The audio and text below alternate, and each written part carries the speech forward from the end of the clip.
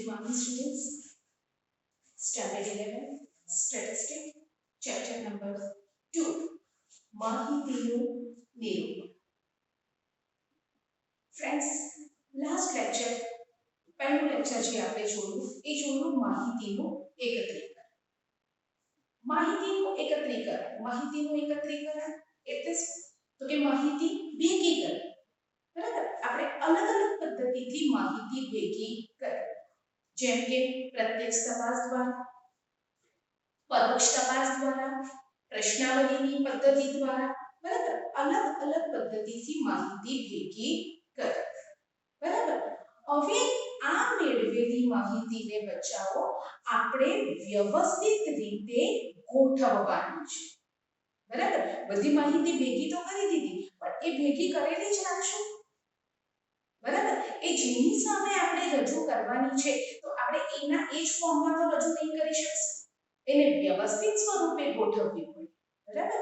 તો એને વ્યવસ્થિત સ્વરૂપે ગોઠવવાની જે પદ્ધતિ છે અથવા તો વ્યવસ્થિત રીતે જે ગોઠવવાની હોય એને આપણે કહીશું માહિતીનું નિરૂપણ. બરાબર? હજુ આને વધારે વ્યવસ્થિત રીતે તમને સમજો તો તમારે નજર તમારી 10માની માર્કશીટ ઉપર પાડો.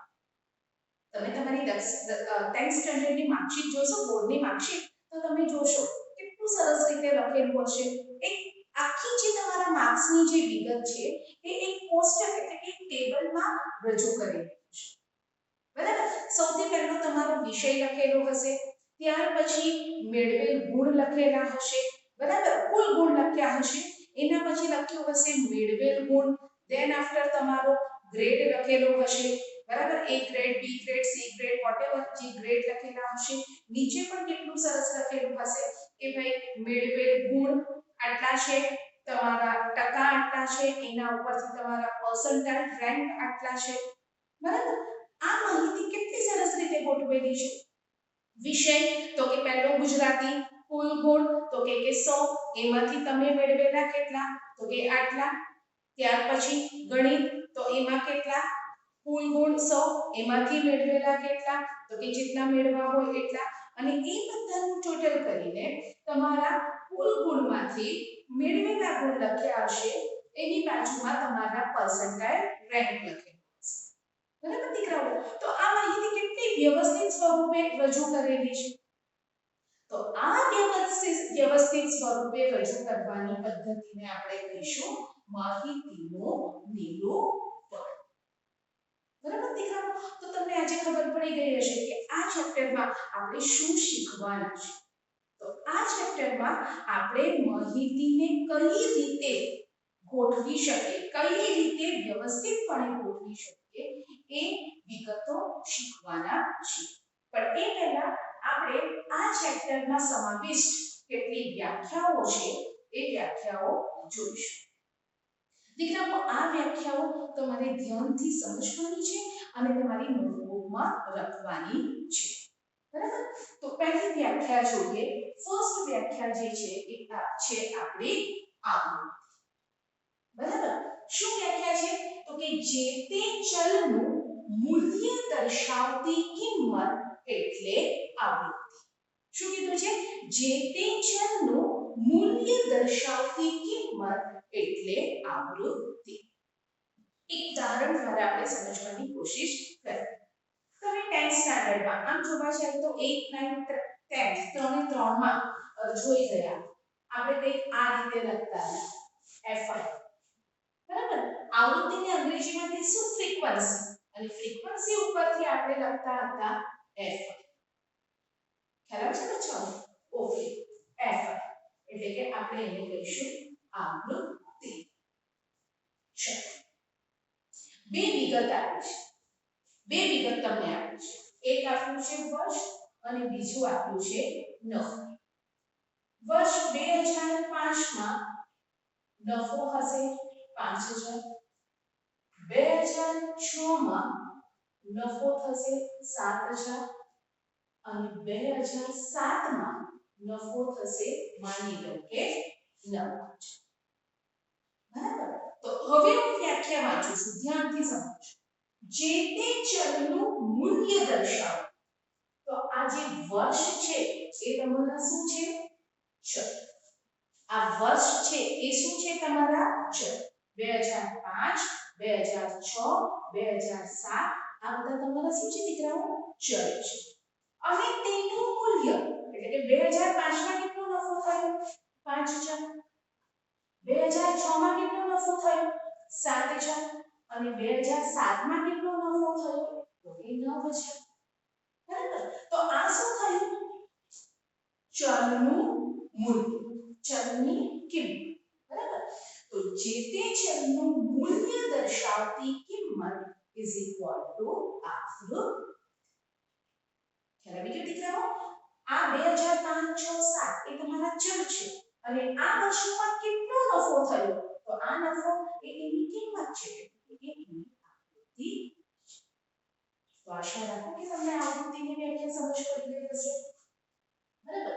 સેકન્ડ જોઈએ આવૃત્તિ, જે આવૃત્તિ વિતરણ. બીજો ટોપિક કયો છે? બીજી વ્યાખ્યા કઈ છે આપણે? આવૃત્તિ વિતરણ. તો કે જે તે ચલની મૂલ્ય દર્શાવતી કિંમતનું વિતરણ. જે તે ચલની મૂલ્ય દર્શાવતી કિંમતનું વિતરણ. આ વસ્તુ પણ તમે શીખી ગયા છો. બરાબર? તો તમને બતાવો. માનો અહીંયા તમારે આપેલા છે વર્ગ આપેલા છે, ત્યાર પછી તમારી આપેલી છે આવૃત્તિ. બરાબર? ઓકે. આપણે જોઈએ વર્ગ. માની લઈએ વર્ગ આપેલા છે આપણને 10 થી 20, 20 થી 30, 30 થી 40, 40 થી 50. બરાબર? હું માની લઉં કે મારા વર્ગમાં આટલા વિદ્યાર્થીઓ છે. બરાબર? અને આ વિદ્યાર્થીઓના આંકડાશાસ્ત્ર વિષયમાં માર્ક્સ પણ આપેલા છે. માનો 10 થી 20 વચ્ચે કેટલા વિદ્યાર્થીઓ છે? તો કે 10 થી 20 માર્ક ધરાવતા એક જ વિદ્યાર્થી છે. 20 થી 30 વચ્ચે માર્ક ધરાવતા કેટલા વિદ્યાર્થી છે? તો કે એ 20 થી 30 વચ્ચે માર્ક ધરાવતા 3 વિદ્યાર્થી છે. આ રીતે હું મારા ટોટલ 50 વિદ્યાર્થીના માર્ક્સ લખી દઉં છું. ધ્યાનથી જોજો બચ્ચાઓ. અને અહીંયા આપણે તમને યાદ હોય તો 10મા ધોરણમાં 8, 9, 10 માં આપણે આવું શીખી ગયા કે 4 કરતા અને એક ક્રોસ લાઈન કરતા. બરાબર? એટલે આપણે શું બનાવતા? એક બંચ બનાવતા. તો એ આપણને ભણવામાં સરળતા રહે. હવે આપણે આનો સરવાળો લખી દઈએ. 1, 3, 3, 5, 5 ને 3 8, 9, 10, 11, 12. આવું કંઈક આપણે લખતા હતા, બનાવતા હતા. બરાબર? તો આને આપણે શું કહીશું? આવૃત્તિ વિતરણ. ઉદાહરણ ઉપરથી આપણે વ્યાખ્યા કરશું. તો કે જે તે ચલનું મૂલ્ય દર્શાવતું કિંમતનું વિતરણ. જે તે ચલની મૂલ્ય દર્શાવતું. જોજો આ તમારો ચલ થયો, વર્ગ એ તમારા ચલ થયા. આ એનું મૂલ્ય અને એનું વિતરણ દર્શાવ્યું એને આપણે કહીશું આવૃત્તિ. બરાબર?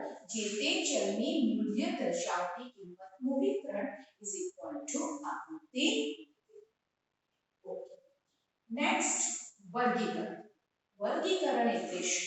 આ રીતે તો ધ્યાનથી જોવા જેવું છે બચ્ચાઓ. વર્ગીકરણ જોઈએ આપણે. તો અહીંયા આપણને કીધું છે કે માહિતીને સરળતાથી અને ટૂંકી રીતે, માહિતીને સરળતાથી અને ટૂંકી રીતે રજૂ કરવાની પ્રક્રિયા ઇઝ ઇક્વલ ટુ વર્ગીકરણ. માહિતીને ટૂંકી રીતે અને સરળતાથી રજૂ કરવાની પ્રક્રિયા. Okay fine. તો મારા દીકરાઓ આપણે 10th ની માર્કશીટનું જ ઉદાહરણ લઈએ. 10th ની માર્કશીટનું જ ઉદાહરણ લઈએ. તમારું જે માર્કશીટ છે એ બહુ ફાઇન ટેબલમાં ટૂંકી રીતે રજૂ કરેલી છે. બરાબર? એની જગ્યા ઉપર જો એ પેરેગ્રાફ સ્વરૂપે રજૂ કરેલી હોય તો ફોર એક્ઝામ્પલ માની લઈએ આપણે કે કોઈ એક વિદ્યાર્થી છે તો એનું નામ લખેલું હોય કે ભાઈ કુમાર નીરવ ભગત, કુમાર નીરવ ભગત ગણિતમાં કુલ ગુણ 100 માંથી 80 ગુણ પ્રાપ્ત કરેલ છે, જેનો ગ્રેડ 100 એ 100 છે. પછી નીચે ગુજરાતી વિષય સેકન્ડ પેરેગ્રાફમાં ગુજરાતી વિષયમાં 100 માંથી 40 માર્ક મેળવેલ છે, જેનો ગ્રેડ 100 એ 100 છે. આમ 7 વિષયના 7 પેરેગ્રાફ જો પાડેલા હોય અને અંતે 8મા પેરેગ્રાફમાં એનું પરિણામ દર્શાવ્યું હોય કે ભાઈ એ પાસ થયો કે નપાસ થયો, તો તમે જુઓ તો એ માહિતી કેવી પણ થઈ જાય છે, એકદમ લાંબી થઈ જાય છે અને વાંચવામાં પણ કેવી લાગે છે કે કંટાળાજનક લાગે છે. બરાબર, વાંચવામાં પણ કેવી લાગે છે, કંટાળાજનક લાગે છે, સરળતાથી સમજી શકાતી નથી. બરાબર, ઈઝીલી એને સમજી શકાતી નથી. તો એને એ જ વાત કીધી છે કે માહિતીને સરળતાથી અને ટૂંકી રીતે રજૂ કરવાની પ્રક્રિયા ઇઝ ઇક્વલ ટુ વર્ગીકરણનો મીનિંગ તમને ખબર પડી ગઈ હશે. બરાબર, ઓકે. તો હવે આ વર્ગીકરણની વાત કરીએ તો વર્ગીકરણ બે પ્રકારના હોય છે. વર્ગીકરણ કેટલા પ્રકારના હોય? બે પ્રકારના હોય. એક છે સંખ્યાત્મક વર્ગીકરણ અને બીજું છે તમારું ગુણાત્મક વર્ગીકરણ. હવે આ વર્ગીકરણને હું તમને વર્ગીકરણના બંને પ્રકારને હું તમને વારાફરતી એક્સપ્લેન કરું તો જે વર્ગીકરણ સંખ્યાને આધારે કરવામાં આવે, જે વર્ગીકરણ સંખ્યાને આધારે કરવામાં આવે, સંખ્યાઓ પર આધારિત હોય એને આપણે કહીશું સંખ્યાત્મક વર્ગીકરણ. અને જે વર્ગીકરણને ગુણને આધારે, જે વર્ગીકરણને ગુણને આધારે, લક્ષણોને આધારે નક્કી કરવામાં આવે તો એને કહીશું આપણે ગુણાત્મક વર્ગીકરણ. બરાબર, એક ઉદાહરણ દ્વારા સમજાવું. પહેલા સમજાવો સંખ્યાત્મક વર્ગીકરણ. અચ્છા, તો હું એમ કહું છું કે ધોરણ 11 માં મારા ટોટલ 50 વિદ્યાર્થી છે, તો આ 50 વિદ્યાર્થીના જુદા જુદા વિષયમાં મેળવેલા ગુણની યાદી. તો આ મારી માહિતી કેવી થઈ? સંખ્યાને માર્ક્સને લગતી થઈ ને, ગુણને લગતી થઈ, માર્કને લગતી થઈ. તો એ માર્ક્સ એ તમારા સંખ્યામાં આવે. તો કે ભાઈ 100 માંથી 80, 100 માંથી 35, 100 માંથી 91, 100 માંથી 99. તો આ માહિતી કઈ થઈ અથવા આ વર્ગીકરણ કેવું થયું? સંખ્યાત્મક વર્ગીકરણ. કેવું થયું? સંખ્યાત્મક વર્ગીકરણ. બરાબર, હવે હું બીજું ઉદાહરણ ગુણાત્મક વર્ગીકરણનું આપું તો હું મારા વિદ્યાર્થીઓને બોલાવું છું અને પૂછું છું કે ચાલો તમે તમારી સોસાયટીમાં કેટલા વ્યક્તિઓ, બરાબર, કેટલા વ્યક્તિઓ ગ્રેજ્યુએટ છે, બરાબર, એટલે કે કોલેજ સુધીનો વ્યવસાય કોલેજ સુધીનું શિક્ષણ મેળવેલું છે, કેટલા પોસ્ટ ગ્રેજ્યુએટ છે, બરાબર છે, અને કેટલાએ પીએચડી કરેલું છે. તો બચ્ચો આ શું થઈ ગયા? ભણતરના લક્ષણ કે ભાઈ ગ્રેજ્યુએટ કોલેજ સુધી ભણેલા છે, પોસ્ટ ગ્રેજ્યુએટ એટલે કે માસ્ટર ડિગ્રી મેળવેલી છે, અને ધેન આપણે મેં કીધું પીએચડી થયેલા છે. માસ્ટર ડિગ્રી આગળ કોઈ વસ્તુમાં વિશેષતા અલગથી વિશેષતા ધરાવે છે, વધારે પડતા પારંગત છે, તો આપણે કહીશું પીએચડી. તો આ શું થઈ ગયું? ગુણના આધારે વર્ગીકરણ થઈ ગયું. બરાબર છે. એ ઉદાહરણમાં જો તમને નહીં સમજ પડી હોય તો આપણે આપણા વર્ગની વાત કરીએ, આપણા ક્લાસની વાત કરીએ તો હું એમ કહું કે ભાઈ કેટલા વિદ્યાર્થીઓ મતલબ ઊંચા છે, કેટલા મધ્યમ છે અને કેટલા ઠીંગણા છે. તો આ પણ થઈ ગઈ ગુણને આધારે. તો આવા વર્ગીકરણને આપણે શું કહીશું? ગુણાત્મક વર્ગીકરણ. બરાબર, તો અહીંયા વર્ગીકરણના પ્રકાર જોયા. ત્યાર પછી આપણે જોઈશું કે આ વર્ગીકરણ કરવાથી ફાયદો શું થાય.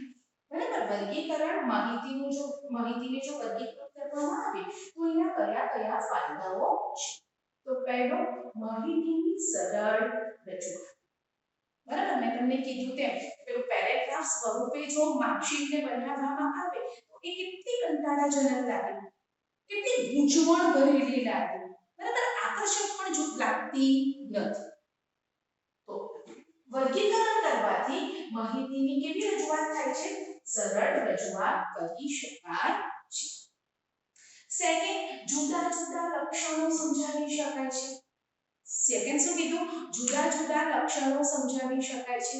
આપણે માર્કશીટની જ વાત કરીએ તો જુદા જુદા વિષયને લગતી માહિતી લખી શકીએ છીએ. ગણિત, વિજ્ઞાન, તમારું સમાજ સામાજિક વિજ્ઞાન, ત્યાર પછી તમારું Sanskrit, English, Gujarati, computer, PT, અલગ અલગ વિષયોના માર્ક્સ તમે સારી રીતે લખી શકો છો. ત્રીજું, સમય શક્તિ ખર્ચનો વ્યય અટકાવી શકે. એટલે પેરેગ્રાફ સ્વરૂપે જો માર્કશીટ બનાવી લો તો કેટલી લાંબી થઈ જાય, એને વાંચવામાં કેટલો બધો સમય બગડે, બરાબર. અત્યારની તમારી માર્કશીટ એક પેજમાં આવી જાય છે, પણ માનો 8 પેરેગ્રાફમાં એને લખી હોય તો તમારો ખર્ચ પણ વધી જાય, કંટાળાજનક પણ લાગે, એટલે સમય અને શક્તિનો પણ બગાડ થાય, ખર્ચ થાય, બરાબર. અને લાસ્ટ તમારો ફાયદો છે, માહિતીને આકર્ષક રીતે રજૂ કરી શકાય. આપણે ટેન્થની માર્કશીટ જોતાની સાથે કોઈ પણ વ્યક્તિ, ઓછું ભણેલો વ્યક્તિ કે વધારે ભણેલો વ્યક્તિ સરળતાથી એને સમજી શકાય એટલે આકર્ષક રીતે ગોઠવણી કરેલી. તો આ થયા બચ્ચાઓ તમારા વર્ગીકરણના ફાયદા. ક્લિયર? નેક્સ્ટ ટોપિક જોઈએ આપણે સંચયી આકૃતિ. આને પણ આપણે એક ઉદાહરણ દ્વારા સમજીએ, બરાબર? ઓકે, તમે 8th 9th 10th માં 8th 9th 10th માં તમે મધ્યસ્થ શોધતા હતા, બરાબર. તો ત્યારે તમે FI આવૃત્તિ જે હોય એ આવૃત્તિ પછી એક બીજું ખાનું બનાવતા હતા, CFI, સંચયી આકૃતિ. ફોર એક્ઝામ્પલ માની લઈએ અહીંયા તમારી આવૃત્તિ છે 2 4 6 8 અને તમે સંચયી આવૃત્તિમાં લખતા હતા 2 4 ને 2 6 6 ને 6 12 12 ને 8 20, ત્યાર પછી તમે લખતા હતા 8 8 ને 2 10 ને n બરાબર 20, આવું કંઈક તમે કરતા હતા. ખ્યાલ આવે દીકરાઓ? ઓકે, અને આગળની જ પ્રોબ્લેમ બનાવીએ તો અહીંયા આપણે આવું બી બનાવી શકીએ કે વર્ગ, તો કે 10 થી 20 20 થી 30 30 થી 40 અને 40 થી 50, બરાબર. તો આ બધાને આપણે શું કહીએ? સંચયી આવૃત્તિ. હવે હું વ્યાખ્યાઓ પર જાઉં છું, ધ્યાનથી. તો કે દરેક અવલોકનો કે વર્ગોની આવૃત્તિઓનો સરવાળો. દરેક અવલોકનો, FI એટલે આવૃત્તિ થઈ, બરાબર. આ વર્ગ કે વર્ગોની આવૃત્તિઓનો, આ એની આવૃત્તિ છે, આવૃત્તિ 2 એટલે આપણે 2 લખીએ. હવે સેકન્ડ વર્ગની આવૃત્તિ કેટલી છે? 4, પણ એની સંચયી આવૃત્તિ તો 4 2 6. ખ્યાલ આવે બચ્ચાઓ? 4 2 તમારે કેટલા થયા? 4 2 6. ત્યાર પછી 30 થી 40 ની આપણે વાત કરીએ તો 6 ને 6 12, બરાબર. 40 થી 50 ની વાત કરીએ તો 12 ને 8 20. તો શું કીધું છે તે અહીં આપેલું છે દરેક અવલોકનો કે વર્ગોની આવૃત્તિઓનો સરવાળો ઇઝ ઇક્વલ ટુ તમારી થઈ સંચયી આવૃત્તિ. અને લાસ્ટ આપણે જોઈશું વર્ગ. તો ચલની બે નિશ્ચિત કિંમત વચ્ચેનો અંતર. ફોર એક્ઝામ્પલ આપણે લઈ લઈએ તો કે દાખલા તરીકે 10 થી 20 20 થી 30 30 થી 40 40 થી 50, બરાબર. ચલની બે નિશ્ચિત કિંમત વચ્ચેનો અંતર, બરાબર. બે નિશ્ચિત અંતરાલ એટલે ગાળો, બે નિશ્ચિત કિંમત વચ્ચેનો અંતરાલ એટલે કે ગાળો. તો એને આપણે શું કહીશું? વર્ગ. ફોર એક્ઝામ્પલ 10 થી 20 20 થી 30 30 થી 40 અને 40 થી 50. ઉદાહરણ સ્વરૂપે લઈ શકું કે ભાઈ મારા ક્લાસમાં કેટલી વેલ્યુ લઈ લો 1 થી 10, અમારા ક્લાસમાં 50 વિદ્યાર્થીઓ અભ્યાસ કરે છે. ધોરણ 11 કોમર્સમાં 50 વિદ્યાર્થીઓ અભ્યાસ કરે છે. મારે હું એમને શનિવાર છે માની લો આજે શનિવાર છે એટલે કહું છું કે ભાઈ નેક્સ્ટ વીકમાં હું તમારી આંકડાશાસ્ત્રની નોટબુક ચેક કરવાની છું. બરાબર? તો હવે એ તો શક્ય જ નથી કે હું એક લેક્ચરમાં બધાની નોટબુક ચેક કરી શકું. તો હું શું કહીશ કે ભાઈ રોલ નંબર 1 થી 10 સોમવારે નોટબુક લાવજો. રોલ નંબર 10 થી 20 સુધીના, બરાબર, 1 થી 9 હું અહીંયા લખી દઉં છું, 1 થી 9 જે છે એ આ તારીખે લઈ આવજો. અને 10 થી 19 ને હું કહીશ કે ભાઈ તમે લોકો મંગળવારે લઈ આવજો. ત્યાર પછી 20 થી 29 નંબરના રોલ નંબર વાળા વિદ્યાર્થીને કહીશ કે તમે બુધવારે લઈ આવજો. બરાબર? તો મારી જે 1 થી 50 સુધીના વિદ્યાર્થીઓ છે એને હું 5 દિવસે અલગ અલગ 5 દિવસે હું એમની નોટબુક ચેક કરવા માટે મંગાવીશ. તો મેં અલગ અલગ 5 વર્ગમાં એમને વહેંચી નાખ્યા. બરાબર? તો શું કીધું? ચલની બે નિશ્ચિત કિંમત વચ્ચેનો અંતરાલ ઇઝ ઇક્વલ ટુ તમારું શું થયું? ચલો એક વ્યાખ્યા વચ્ચે આપણી સ્કીપ થઈ ગઈ, એ છે વિસ્તાર. ઓકે, એકદમ સરળ વ્યાખ્યા છે. અહીં વિસ્તારની વ્યાખ્યામાં તમને એ રીતે કીધું છે કે માહિતીનું સૌથી મોટું અવલોકન અને માહિતીના સૌથી નાના અવલોકન વચ્ચેનો તફાવત ઇઝ ઇક્વલ ટુ તમારો થયો વિસ્તાર. ઓકે, વિસ્તાર એટલે રેન્જ. વિસ્તાર એટલે શું? રેન્જ. રેન્જ પરથી આપણે કહીશું આ. ફરી એક ઉદાહરણ આપીને સમજો. માનો કોઈ કાપડની દુકાનમાં, રેડીમેડ કાપડની દુકાનમાં ડ્રેસ મટીરીયલ લેવા માટે જાઉં છું. હું જેવી જઈશ એટલે સામેવાળા સેલ્સમેન જે હશે મને પૂછશે કે બેન શું જોઈએ તમને? એટલે હું કહીશ કે ભાઈ ડ્રેસ મટીરીયલ બતાવો. તો એ તરત જ પૂછશે. શું પૂછશે? કેટલી રેન્જમાં જોઈએ? બરાબર? તો હું એમ કહીશ કે ભાઈ 500 થી 1000 સુધીમાં બતાવો. તો બચ્ચાઓ આ 500 થી 1000 એ શું થયું? મારો વિસ્તાર, રેન્જ. બરાબર? તો એ વ્યક્તિ મને કયા ડ્રેસ મટીરીયલ ખોલીને બતાવશે? તો કે 500 થી શરૂઆત કરશે, પછી 550 નું બતાવશે, પછી 600 નું બતાવશે, પછી 650 નું, એમ કરતા કરતા એ 1000 રૂપિયા સુધીનું મને બતાવશે. પણ એ મને 1050 નું પણ નહીં બતાવે કે અન્ય ગાડી 450 નું પણ નહીં બતાવે. એ મને શું બતાવશે? 500 થી 1000 વચ્ચે. તો એ મારી રેન્જ છે. આપણા શાસ્ત્રમાં પણ શું કીધું છે? તો કે માહિતીનું સૌથી મોટું અવલોકન અને સૌથી નાના અવલોકન વચ્ચેનો તફાવત ઇઝ ઇક્વલ ટુ તમારો વિસ્તાર. ખ્યાલ આવ્યો દીકરાઓ? બરાબર? એટલે એને પણ એક ઉદાહરણ દ્વારા આપણે કહીએ. માનો કે કોઈ એક આંબો છે. બરાબર? એ આંબામાં આપણે જોઈએ તો કે ભાઈ પહેલા અઠવાડિયે એના ઉપર 10 કેરી હતી. બરાબર? 15 દિવસ પછી એના ઉપર 20 કેરી આવી. 20 દિવસ પછી એના પર માની લો 30 કેરી આવી. ત્યાર પછી મહિનાના અંતે 40 કેરી આવી. હવે આ કેરીઓનો મારો વિસ્તાર શોધવો હોય તો મારે લખી શકું કે ભાઈ સૌથી મોટું અવલોકન. સૌથી મોટું અવલોકન કેટલું છે મારું? 40 ઓછા સૌથી નાનું અવલોકન. તો સૌથી નાનું અવલોકન મારું કેટલું છે? તો કે 10. તો 40 ઓછા 10 ઇઝ ઇક્વલ ટુ 30. તો મારો વિસ્તાર કેટલો થયો? 30. બરાબર? સૌથી મોટા અવલોકનને આપણે શું કહીશું? XH, higher frequency. અને સૌથી નાના અવલોકનને આપણે કહીશું XF, લોઅર ફ્રીક્વન્સી. બરાબર? તો એના ઉપરથી એનું સૂત્ર શું થાય? તો કે R is equal to XH minus X is equal to એ શું થયો આપણો? બરાબર? તો આજે આપણે ચેપ્ટર 2 ની કેટલીક વ્યાખ્યાઓ જોઈ. નેક્સ્ટ લેક્ચરમાં બચાવો આપણે આગળ વ્યાખ્યા જોઈ અને દાખલાઓ શરૂ કરશું.